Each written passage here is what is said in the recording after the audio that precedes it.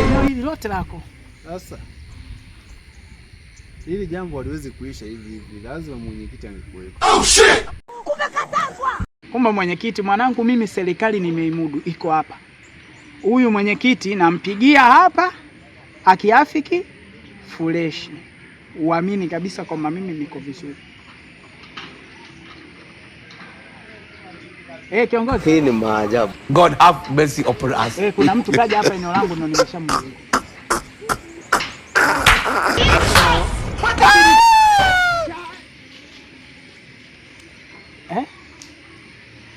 Tu anataka uhakika. Yaani uhakika tu. Sawa. Msikilize. Kwa kiongozi. Okay sasa. Haina shida. Hapo fresh. Sasa ndugu yangu unaweza ukapumzika hapa pale. Eneo tayari lishakuwa la. Kaa chini tu. Maana hapa njaa inauma, ngoja kwanza nikae kidogo hapa. Wewe relax. Nyuma familia imegawa.